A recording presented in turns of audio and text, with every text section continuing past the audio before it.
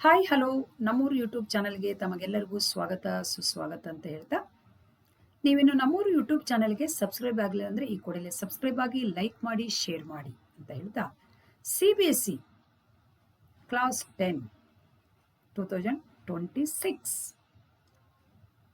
ಕೇಂದ್ರ ಸರ್ಕಾರದಿಂದ ಕನ್ನಡ ಭಾಷೆಗೆ ಅನ್ಯಾಯ. ಇದು ಯಾವುದೇ ಬೋರ್ಡ್ ಇರ್ಬೋದು, ಅಲ್ಲಿನ ಸರ್ಕಾರ ಏನ್ ಹೇಳುತ್ತದೆಯೋ ಆ ಪ್ರಕಾರದಲ್ಲಿ ಆ ಬೋರ್ಡಿನ ಶಾಲಾ ಕಾಲೇಜುಗಳು ನಡೀತಾ ಇರುತ್ತವೆ. ಈಗ ನಮ್ಮ ಸ್ಟೇಟ್ ಬೋರ್ಡನ್ನೇ ನಾವು ತೆಗೆದುಕೊಂಡ್ರೆ ಸ್ಟೇಟ್ ಬೋರ್ಡ್ ಏನ್ ಹೇಳುತ್ತದೆ ಅದೇ ರೀತಿಯಾಗಿ ಶಾಲಾ ಕಾಲೇಜುಗಳು ನಡೆಯುತ್ತವೆ. ಅದೇ ರೀತಿಯಾಗಿ CBSEನೂ ಕೂಡ CBSE ಬೋರ್ಡ್ ತೊಂದರೆ ಅಲ್ಲ. ಇದು ಕೇಂದ್ರ ಸರ್ಕಾರ ಏನ್ ಹೇಳುತ್ತದೆಯೋ ಬೋರ್ಡ್ ಅದನ್ನು ಫಾಲೋ ಅಪ್ ಮಾಡುತ್ತದೆ. ಅಲ್ಲಿನ ಶಾಲಾ ಕಾಲೇಜುಗಳು ಅದರ rules and regulation follow up ಮಾಡ್ತಾ ಹೋಗುತ್ತವೆ. ಇದು ನಮಗೆಲ್ಲರಿಗೂ ಗೊತ್ತಿರುವಂತ ವಿಷಯ ಅಂತ ನಾನು ಅಂದ್ಕೊಂಡಿದ್ದೀನಿ.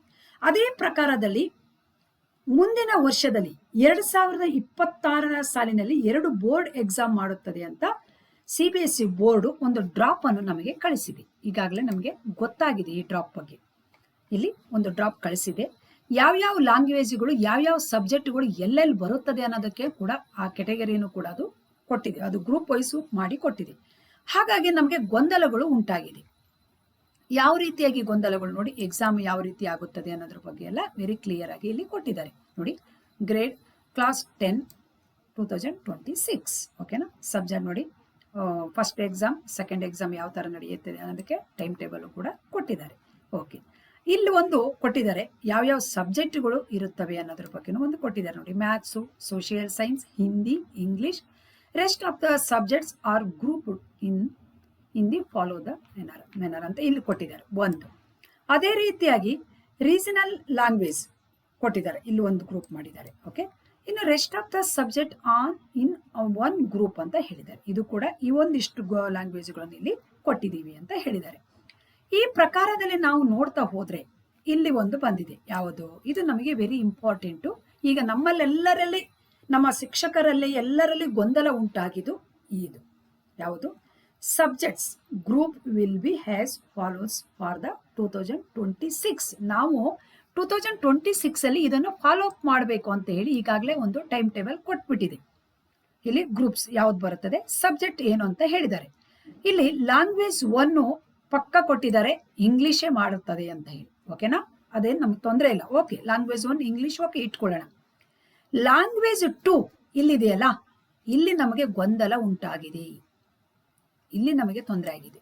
ಲ್ಯಾಂಗ್ವೇಜ್ 2 ಅಂದ್ರೆ ಹಿಂದಿ, ಲ್ಯಾಂಗ್ವೇಜ್ 1 ಇಂಗ್ಲಿಷ್ ಆದ್ರೆ ಲ್ಯಾಂಗ್ವೇಜ್ 2 ಹಿಂದಿ ಕೊಟ್ಟಿದ್ದಾರೆ. ಆಮೇಲೆ ಸೈನ್ಸು, ಮ್ಯಾಥ್ಸು, ಸೋಷಿಯಲ್ ಸೈನ್ಸ್ ಇದು ಸಬ್ಜೆಕ್ಟ್ಗಳನ್ನು ಕೊಟ್ಟಿದ್ದಾರೆ. ಕೋರ್ಸ್ ಸಬ್ಜೆಕ್ಟ್ ಕೊಟ್ಟಿದ್ದಾರೆ. ಲ್ಯಾಂಗ್ವೇಜ್ 2 ಹಾಕಿದ್ದಾರೆ. ಆಮೇಲೆ 3 ಕೋರ್ಸ್ ಸಬ್ಜೆಕ್ಟು ಇಲ್ಲಿ ಬಂದಿದೆ. ಟೋಟಲಿ 5 ಸಬ್ಜೆಕ್ಟು CBSE ಅಲ್ಲಿ ಇರೋದು, ಅದನ್ನು ಇವರು ತಿಳಿಸಿದ್ದಾರೆ. ಆದರೆ ಇಲ್ಲಿ ರೀಜನಲ್ ಲ್ಯಾಂಗ್ವೇಜ್ ಅಂದಾಗ ಇಲ್ಲೊಂದಿಷ್ಟು ಲ್ಯಾಂಗ್ವೇಜ್ಗಳನ್ನು ಕೊಟ್ಟಿದ್ದಾರೆ. ಈಗ ತಮಿಳು, ತೆಲುಗು, ಮಲಯಾಳಿ, ಈ ತರ ಸಂಸ್ಕೃತ್, ಇಲ್ಲೊಂದಿಷ್ಟು ಸಬ್ಜೆಕ್ಟ್ಗಳನ್ನು ಕೊಟ್ಟಿದ್ದಾರೆ. ಇದು ರೀಜನಲ್ ಲ್ಯಾಂಗ್ವೇಜ್, ಸ್ಥಳೀಯ ಮತ್ತು ಪ್ರಾದೇಶಿಕ ಭಾಷೆಗಳಂತ ನಾವೇನು ಹೇಳ್ತೀವಲ್ಲ, ಇದನ್ನ ಇಲ್ಲಿ ಕೊಟ್ಟಿದ್ದಾರೆ. ನಮ್ಮ ಕನ್ನಡವನ್ನು ಇಲ್ಲಿ ಈ ಪ್ರಾರಂಭದಲ್ಲಿ ಕೊಟ್ಟಿರ್ಲಿಲ್ಲಾಗಿತ್ತು. ಆಮೇಲೆ ಇದು ಹೋಯ್ತಲ್ಲ, ಫೀಲ್ಡ್ ಬ್ಯಾಕ್ ಹೋದ್ಮೇಲೆ ಇಲ್ಲಿ ಕನ್ನಡವನ್ನು ಸೇರಿಸಿದ್ದಾರೆ ಅವರು. ಇಲ್ಲಿ ಕೊಟ್ಟಿದ್ದಾರೆ. ಈ ಕನ್ನಡವನ್ನು ಫಸ್ಟ್ ಕೊಟ್ಟಿರ್ಲಿಲ್ಲಾಗಿತ್ತು, ಅದು ಮರ್ತೋಗಿತ್ತು ಅಥವಾ ಅದನ್ನ ತೆಗೆದಿದ್ರು, ಅದ್ರ ಬಗ್ಗೆನೂ ಕೂಡ ನಮಗೆ ಗೊಂದಲ ಉಂಟಾಗಿತ್ತು.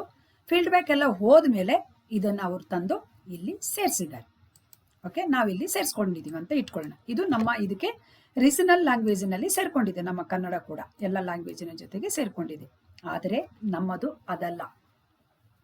ನಮ್ಮ ಗೊಂದಲ ಏನಂದ್ರೆ, ಈಗ ಲ್ಯಾಂಗ್ವೇಜ್ 2 ನೀವು ಹಿಂದಿ ಕೊಟ್ಟಿದ್ದೀರಲ್ಲ, ಹಾಗಿದ್ರೆ ಕಂಪಲ್ಸರಿ ಮಕ್ಕಳುಗಳು ಹಿಂದಿನೇ ಓದ್ಬೇಕೆ ದೇಶದ ತುಂಬಾ? ಸೆಕೆಂಡ್ ಲ್ಯಾಂಗ್ವೇಜು ಆ ಸ್ಟೇಟಿನ ಲ್ಯಾಂಗ್ವೇಜು ಮಕ್ಕಳುಗಳು ಓದುವುದು ಬೇಡವೇ ಅನ್ನೋದು ನಮ್ಮ ಪ್ರಶ್ನೆ. ಈಗ ವೆರಿ ಕ್ಲಿಯರ್ ಇರಲಿ. ಯಾಕೆಂತ ಹೇಳಿದ್ರೆ ಹಿಂದಿ ಮಾತ್ರ ಕೊಟ್ಟಿದ್ದೀರಾ.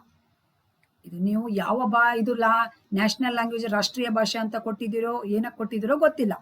ಯಾಕಂದ್ರೆ ಎಲ್ಲಾ ಲ್ಯಾಂಗ್ವೇಜ್ಗಳು ಕೂಡ ರಾಷ್ಟ್ರೀಯ ಭಾಷೆಗಳೇ, ಯಾವುದು ರಾಷ್ಟ್ರೀಯ ಸ್ಥಳೀಯ ಭಾಷೆ ಅಲ್ಲ. ಅದು ಎಲ್ಲವೂ ಲ್ಯಾಂಗ್ವೇಜ್ಗಳು ರಾಷ್ಟ್ರೀಯ ಭಾಷೆಗಳೇ. ಯಾಕಂದ್ರೆ ನೀವಿಲ್ಲಿ ಒಂದು ತಪ್ಪಾಗಿದೆ, ಹಿಂದಿ ಮಾತ್ರ ಕೊಟ್ಟಿದ್ದೀರಾ. ಈ ಹಿಂದಿಯ ಬದಲು ಸ್ಟೇಟ್ ಲ್ಯಾಂಗ್ವೇಜ್ ಅಂತ ನೀವು ಇಲ್ಲಿ ಮೆನ್ಷನ್ ಮಾಡಬೇಕು. ಇದನ್ನ ತೆಗೆದು ಬಿಡ್ಬೇಕು. ನೀವು ಅದ್ರ ಜೊತೆಗೆ ಹಿಂದಿನೂ ಸೇರಿಸಿ.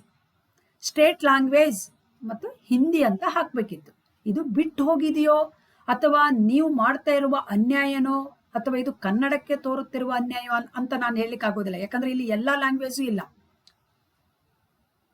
ಎಷ್ಟು 22 ಸಂವಿಧಾನದಲ್ಲಿ ಎಷ್ಟು 22 ಲ್ಯಾಂಗ್ವೇಜ್ಗಳಿದೆ, ಅದೆಲ್ಲ ಲ್ಯಾಂಗ್ವೇಜು ಬರಬೇಕು. ಯಾಕಂದ್ರೆ ಸೆಕೆಂಡ್ ಲ್ಯಾಂಗ್ವೇಜ್ ಅಲ್ವಾ ಅದು.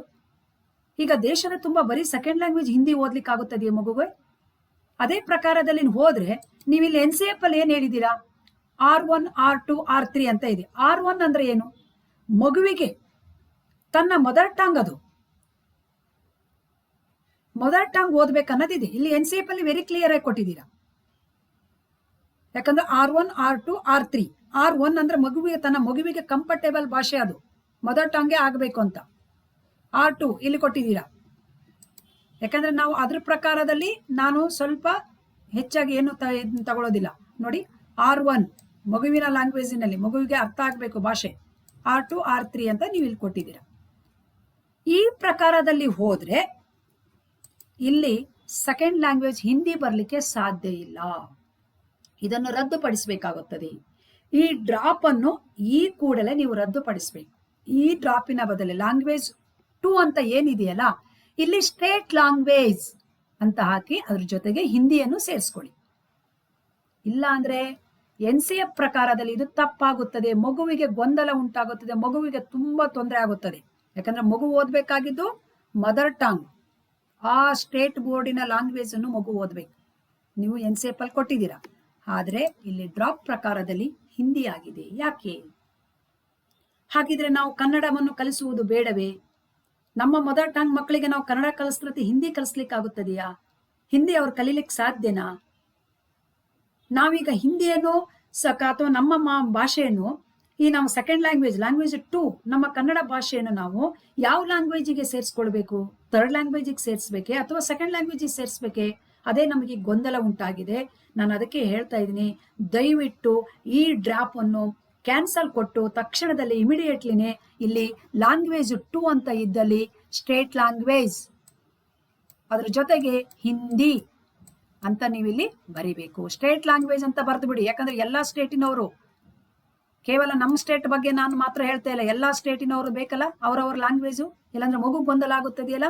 ಮಗು ಎಲ್ಲಾ ರೀತಿಯ ಪ್ರಕಾರದಲ್ಲಿ ಹಿಂದಿ ಕಲಿಯಕ್ಕಾಗುತ್ತದೆಯಾ? ತನ್ನ ಮೊದಲ ಲ್ಯಾಂಗ್ವೇಜ್ ಅನ್ನು ಕಲಿಬೇಕಲ್ಲ ಅದು. ಹಾಗಾಗಿ ಇದು ಕೇಂದ್ರ ಸರ್ಕಾರ ಮಾಡುತ್ತಿರುವ ಅನ್ಯಾಯ ಅಂತ ನಾನು ಹೇಳ್ತಾ ಇದ್ದೀನಿ. ಏನ್ ಮಾಡ್ತಾ ಇದ್ದಾರೆ ಕೇಂದ್ರ ಸರ್ಕಾರದಲ್ಲಿ? ಕರ್ನಾಟಕದಿಂದ ಕೇಂದ್ರ ಸರ್ಕಾರದಲ್ಲಿ ಆಡಳಿತ ಮಾಡ್ಲಿಕ್ಕೆ ಹೋಗಿದಾರಲ್ಲ, ಅವ್ರೇನ್ ನಿದ್ರೆ ಮಾಡ್ತಾ ಇದಾರ ಏನು? ಲ್ಯಾಂಗ್ವೇಜೇ ಇಲ್ಲ ನಮ್ದಿಲ್ಲಿ.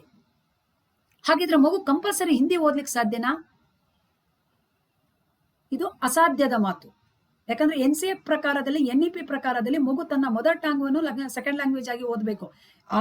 R1 ಓದ್ಬೇಕನ್ನೋದಿದೆ ಇಲ್ಲಿ. ಆಕ್ಚುಲಿ ಹೇಳ್ಬೇಕಂದ್ರೆ R1 ಅಂದ್ರೆ ಅದು ಮದರ್ ಟಂಗ್ ಅದು. ಇಲ್ಲಿ ನೀವು R1 ಏನ್ ಮಾಡಿದೀರಾ?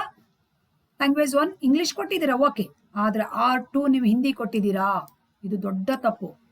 ಇದನ್ನ ಈ ಡ್ರಾಪ್ ಅನ್ನು ಈ ಕೂಡಲೇ ನೀವು ರದ್ದುಪಡಿಸಬೇಕಾಗುತ್ತದೆ. ನಾವು ಫೀಲ್ಡ್ ಬ್ಯಾಕಿಗೆ ನೀವು 9ನೇ ತಾರೀಕಿನವರೆಗೂ ಟೈಮ್ ಕೊಟ್ಟಿದ್ದೀರಾ. ಹಾಗಾಗಿ ನಮ್ಮ ಎಲ್ಲ ಕನ್ನಡ ಶಿಕ್ಷಕ ಬಳಗದವರು ಕೂಡ ಎಲ್ಲರೂ ಕೂಡ ಫೀಲ್ಡ್ ಬ್ಯಾಕ್ ಅನ್ನು ಬರಿಬೇಕಾಗುತ್ತದೆ. ಅಷ್ಟೇ ಅಲ್ಲದೆ ನಮ್ಮ ಕರ್ನಾಟಕದ ಎಲ್ಲ ಜನರು ಕೂಡ, ಯಾಕಂದ್ರೆ ನಾನು ಹೇಳ್ತಾ ಇರೋದು ಕೇವಲ ಶಿಕ್ಷಕರು ಮಾತ್ರ ಅಂತ ಅಲ್ಲ, ಎಲ್ಲರೂ ಕೂಡ ಸಾರ್ವಜನಿಕರ ಪಬ್ಲಿಕ್ ಎಲ್ಲರೂ ಕೂಡ ಅದನ್ನ ನಾವು ಮಾಡಲೇಬೇಕಾಗುತ್ತದೆ. ಇಲ್ಲಾಂದ್ರೆ ಗೊಂದಲ ಉಂಟಾಗುತ್ತದೆ. ಯಾಕಂದ್ರೆ ಲಾಸ್ಟ್ ಡೇಟ್ ನೀವು ಕೊಟ್ಟಿದ್ದೀರಾ 9ನೇ ತಾರೀಕು ಅಂತ ಹೇಳಿ, 9/3 ಕೊಟ್ಟಿದ್ದೀರಾ. ಆದ್ರೆ ಅದಕ್ಕಿಂತ ಪೂರ್ವದಲ್ಲಿ ನಾನು ಹೇಳೋದೇನಂದ್ರೆ ಈ ಡ್ರಾಪ್ ಅನ್ನು ಕ್ಯಾನ್ಸಲ್ ಕೊಟ್ಬಿಡಿ. ಈಗ್ಲೇನೆ ಈ ಡ್ರಾಪ್ ಕ್ಯಾನ್ಸಲ್ ಕೊಟ್ಬಿಡಿ. ಇದು ತಪ್ಪಾಗಿದೆ. ಇದು ಆ ಲ್ಯಾಂಗ್ವೇಜಿನ ಆ ಸ್ಟೇಟಿನ ಲ್ಯಾಂಗ್ವೇಜ್ ಬರಬೇಕು. ನಮಗಂತೂ ನಮ್ಮ ಕನ್ನಡನೇ ಬರಬೇಕು. ಇಲ್ಲಾಂದ್ರೆ ನಮ್ದು ದೊಡ್ಡ ಹೋರಾಟ ನಡೆಯುತ್ತದೆ. ಯಾಕಂದ್ರೆ ನಾವು ಹಿಂದಿ ಕಲಿಸ್ಲಿಕ್ಕೆ ರೆಡಿ ಇಲ್ಲ ನಾವು. ಯಾಕಂದ್ರೆ ನಮ್ಮ ಮದರ್ ಟಂಗ್ ಅನ್ನು, ನಮ್ಮ ತಾಯಿಯನ್ನು ಬಿಟ್ಟುಬಿಟ್ಟು ನಾವು ಬೇರೆ ತಾಯಿಯನ್ನು ಪ್ರೀತಿಸ್ಲಿಕ್ಕಾಗುತ್ತದೆ ಅನ್ರಿ? ನಮ್ಮ ಮದರ್ ಟಂಗ್ ಅನ್ನು ಬಿಟ್ಟುಬಿಟ್ಟು ನಾವು ಹಿಂದಿ ಕಲಿಸ್ಲಿಕ್ಕೆ ಸಹ ರೆಡಿ ಅನ್ರಿ? ಸ್ವಲ್ಪ ಯೋಚನೆ ಮಾಡಿ. ಹಾಗಾಗಿ ನಾನು ಹೇಳ್ತಾ ಇದ್ದೀನಿ, ಇದು ಕೇಂದ್ರ ಸರ್ಕಾರ ಮಾಡುತ್ತಿರುವ ದೊಡ್ಡ ಅನ್ಯಾಯ. ಇದು CBSE ಬೋರ್ಡ್ ಅಲ್ಲ, ಬೋರ್ಡಿಗೆ ಗೊತ್ತಿರೋದಿಲ್ಲ. ಸರ್ಕಾರ ಏನ್ ಹೇಳುತ್ತಿದೆ ಬೋರ್ಡ್ ಅದನ್ನು ಫಾಲೋ ಅಪ್ ಮಾಡುತ್ತದೆ ಶಾಲಾ ಕಾಲೇಜಿನಲ್ಲಿ. ಇಲ್ಲಿಂದ ಹೋಗ್ಬಿಟ್ಟು ಆಡಳಿತ ಮಾಡ್ಲಿಕ್ಕಂತ ಹೋಗಿದಾರಲ್ಲ, ಕರ್ನಾಟಕದಿಂದ ಕೇಂದ್ರ ಸರ್ಕಾರಕ್ಕೆ ಹೋಗಿದಾರಲ್ಲ, ಅವ್ರು ಏನ್ರಿ ಮಾಡ್ತಾ ಇದ್ದಾರೆ? ಮಲ್ಕೊಂಡಿದಾರ ಅವರು? ನಿದ್ರೆ ಮಾಡ್ತಾ ಇದ್ದಾರ? ಇಷ್ಟೆಲ್ಲ ಅನ್ಯಾಯ ಆಗ್ತಾ ಇರುತ್ತದೆ ಕನ್ನಡದ ಬಗ್ಗೆ. ಅದಕ್ಕೆ ತಾನೆ ತೆಲಂಗಾಣದಲ್ಲಿ ಅಷ್ಟೆಲ್ಲ ಹೋರಾಟ ನಡೀತಾ ಇದೆ. ತಮಿಳುನಾಡಿನಲ್ಲಿ ನೋಡಿ ಅವರೆಷ್ಟು ಸ್ಟ್ರಾಂಗ್ ಇದ್ದಾರೆ. ಅವರು ಕರೆಕ್ಟ್ ಅವರು ಮಾಡ್ತಾ ಇರೋದು. ಅವರೆಷ್ಟು ಸ್ಟ್ರಾಂಗ್ ಇದ್ದಾರೆ. ಅವರ ಭಾಷೆಯನ್ನು ಅವರು ಟಚ್ ಮಾಡಿದ್ರೆ ಅವ್ರು ಬಿಡೋದೇ ಇಲ್ಲ. ಹಾಗಾಗಿ ನಾವು ಥರ್ಡ್ ಲ್ಯಾಂಗ್ವೇಜ್ ತಗೊಳಕ್ಕೆ ರೆಡಿ ಇಲ್ಲ. ನಮ್ಮದು ಸೆಕೆಂಡ್ ಲ್ಯಾಂಗ್ವೇಜೇ ಆಗ್ಬೇಕು. ಕನ್ನಡ ಸೆಕೆಂಡ್ ಲ್ಯಾಂಗ್ವೇಜೇ ಆಗ್ಬೇಕು. ಇದು ತುಂಬಾ ಅನ್ಯಾಯ ಆಗ್ತಾ ಇದೆ. ಕೇಂದ್ರ ಸರ್ಕಾರ ಮಾಡುತ್ತಿರುವ ಇದು ತುಂಬಾ ಅನ್ಯಾಯ. ಹಾಗಾಗಿ ನಾವೇನ್ ಮಾಡ್ಬೇಕಂತ ಹೇಳಿದ್ರೆ, ಈ ಕೂಡಲೇ ನೀವು ಈ ಡ್ರಾಪ್ ಅನ್ನು ರದ್ದುಪಡಿಸಬೇಕಾಗುತ್ತದೆ. ಕನ್ನಡವನ್ನು ನೀವು ಇಲ್ಲಿ ಸೇರಿಸಿದ್ದೀರಾ, ಏನಕ್ಕಂತ ಗೊತ್ತಿಲ್ಲ, ಯಾವುದಕ್ಕಂತ ಗೊತ್ತಿಲ್ಲ. ಸೆಕೆಂಡ್ ಲ್ಯಾಂಗ್ವೇಜ್, ಥರ್ಡ್ ಲ್ಯಾಂಗ್ವೇಜ್ ನೋಡಿ. ಒಂದು ತಿಳ್ಕೊಳ್ಳಿ, ಎಲ್ಲಾ ಲ್ಯಾಂಗ್ವೇಜ್ಗಳು ರಾಷ್ಟ್ರೀಯ ಭಾಷೆಗಳೇ. ಕೇವಲ ಹಿಂದಿ ಮಾತ್ರ ಅಲ್ಲ. ಹಿಂದಿ ಅಲ್ವೇ ಅಲ್ಲ. ನಾವು ಅದನ್ನು ಒಪ್ಕೊಳ್ಳಕ್ ರೆಡಿನೂ ಕೂಡ ಇಲ್ಲ. ಹಾಗಾಗಿ ದಯವಿಟ್ಟು ಕೇಂದ್ರ ಸರ್ಕಾರ ಈ ಕೂಡಲೇ ಎಚ್ಚೆತ್ತುಕೊಳ್ಳಬೇಕಂತ ನಾನು ಹೇಳ್ತಾ ಇದ್ದೀನಿ. ಇದೇನೇ ನಾನು ಹೇಳಿದ್ದೀಗ, ಕೇಂದ್ರ ಸರ್ಕಾರದಿಂದ ಕನ್ನಡ ಭಾಷೆಗೆ ಅನ್ಯಾಯ. ಇದು ಬೇಗನೆ ಈ ಡ್ರಾಪ್ ಅನ್ನು ಕ್ಯಾನ್ಸಲ್ ಕೊಟ್ಟು ಇಮಿಡಿಯೇಟ್ಲಿ ಇನ್ನು ಒಂದು 2 ಡೇಸ್ ಅಲ್ಲಿ ಹೊಸ ಡ್ರಾಪ್ ಬರಲಿ. ಅಲ್ಲಿ ಸ್ಟೇಟ್ ಲ್ಯಾಂಗ್ವೇಜ್ ಅದ್ರ ಜೊತೆ ಹಿಂದಿ, ಅದ್ರ ಮುಂದೆ ಹಿಂದಿ ಹಾಕಿ, ಸ್ಟೇಟ್ ಲ್ಯಾಂಗ್ವೇಜ್ ಅಂತ ಬರೆದು ಅದ್ರ ಮುಂದಗಡೆ ಹಿಂದಿ ಹಾಕಿ. ಆಗದು ಸರಿ ಹೋಗುತ್ತದೆ. ಇಲ್ಲಾಂದ್ರೆ ಅದು ತಪ್ಪಾಗುತ್ತದೆ. ಇಲ್ಲಾಂದ್ರೆ ಇದ್ರ ಬಗ್ಗೆ ದೊಡ್ಡ ಹೋರಾಟ ನಡೆಯುತ್ತದೆ. ಇದು ಆಗೋದು ಬೇಡ. ಕೇಂದ್ರ ಸರ್ಕಾರ ಮಾಡುತ್ತಿರುವ ಇದು ಅನ್ಯಾಯ. ಇದು ಆಗಬಾರ್ದು. ಅದು ಆಮೇಲೆ ಮಕ್ಕಳ ಮೇಲೆ ಪರಿಣಾಮ ಬೀರುತ್ತದೆ. ಹಿಂದಿ ಎಲ್ಲ ಮಕ್ಕಳುಗಳು ಹಿಂದಿ ಕಲೀಲಿಕ್ಕೆ ಸಾಧ್ಯ ಇಲ್ಲ. ಅದು ಅಸಾಧ್ಯದ ಮಾತು. NCF NEP ಕೂಡ ಈಗ ಹೇಳ್ತಾ ಇದೆ, ತನ್ನ ಮದರ್ ಟಾಂಗ್ ಅಥವಾ ಮಗುವಿಗೆ ಅರ್ಥವಾಗುವ ಭಾಷೆಯಲ್ಲಿ ಕಲಿಯಬೇಕು ಅನ್ನೋದೇ ಇದೆ. ಹಾಗಿರುವಾಗ ಇದ್ಯಾಕೆ ಹಿಂದಿ ಬಂತು? ಇಡೀ ದೇಶದ ತುಂಬಾ ಹಿಂದಿನೇ ಹಾಕ್ಬಿಡೋಣ ಅಂತನ? ಅದು ಸಾಧ್ಯ ಇಲ್ಲ. ಅದು ಈ ಜನ್ಮದಲ್ಲಿ ಸಾಧ್ಯ ಇಲ್ಲ ಅದು. ಓಕೆನಾ? ಹಾಗಾಗಿ ನಾನು ಹೇಳ್ತಾ ಇದ್ದೀನಿ, ಈ 1-2 ದಿವಸದಲ್ಲಿ ಈ ಡ್ರಾಪ್ ರದ್ದುಪಡಿಸಿ ಹೊಸ ಡ್ರಾಪ್ ಅನ್ನು ಕಳಿಸ್ಕೊಡಿ ಅಂತ ರಿಕ್ವೆಸ್ಟ್ ಮಾಡ್ಕೊಳ್ತಾ ಇದ್ದೀನಿ. ವೆರಿ ಕ್ಲಾರಿಟಿ ಕೊಟ್ಬಿಡಿ ನಮ್ಗೆ. ಇದು ನಾವು ಥರ್ಡ್ ಲ್ಯಾಂಗ್ವೇಜಿಗೆ ಸೇರಿಸ್ಬೇಕು ಅಥವಾ ಸೆಕೆಂಡ್ ಲ್ಯಾಂಗ್ವೇಜಿಗೆ ನಾವು ಸೇರಿಸ್ಬೇಕು ಅನ್ನೋದನ್ನು ಕ್ಲಾರಿಟಿ ಕೊಡಿ. ಈಗ ನಮ್ಮ ಲ್ಯಾಂಗ್ವೇಜ್ಗಳಿದಾವಲ್ಲ, ಆ ಸ್ಟೇಟಿನ ಲ್ಯಾಂಗ್ವೇಜ್ಗಳಿದಾವಲ್ಲ, ಅದನ್ನ ನಾವು ಎಲ್ಲಿ ಸೇರಿಸ್ಬೇಕು ಅನ್ನೋದನ್ನ ನೀವು ಕ್ಲಾರಿಟಿ ಕೊಡಿ. ಆ ನಂತರ ನಾವು ಏನ್ ಮಾಡ್ಬೇಕು ಅನ್ನೋದ್ರ ಬಗ್ಗೆ ನಾವು ನೋಡ್ತೀವಿ. ಯಾವ ರೀತಿ ಹೋರಾಟ ಮಾಡ್ಬೇಕು ಅನ್ನೋದ್ರ ಬಗ್ಗೆ ನಾವು ಮಾಡ್ತೀವಿ ಅಂತ ಹೇಳ್ತಾ, ಸ್ನೇಹಿತರೆ, ಎಲ್ಲರೂ ಕೂಡ ಇದ್ರ ಬಗ್ಗೆ ಹೋರಾಟ ಮಾಡಬೇಕಾಗುತ್ತದೆ. ಯಾಕಂದ್ರೆ ಕನ್ನಡ ಉಳಿಸ್ಬೇಕು. ನಮ್ಮ ಕನ್ನಡವೇ ನಮ್ಮ ಉಸಿರು. ಅದನ್ನು ಬಿಟ್ಟರೆ ಇನ್ನೇನು ಇಲ್ಲ ನಮ್ಗೆ. ಹಾಗಾಗಿ ಈ ಒಂದು ವಿಡಿಯೋನ ಆದಷ್ಟು ಶೇರ್ ಮಾಡಿ, ಎಲ್ಲರಿಗೂ ಹಂಚಿ ಅಂತ ಹೇಳ್ತಾ ಇವತ್ತಿನ ಸಂಚಿಕೆಯನ್ನು ನಾನು ಮುಗಿಸ್ತಾ ಇದ್ದೀನಿ. ಧನ್ಯವಾದಗಳು. Thank you. Bye bye.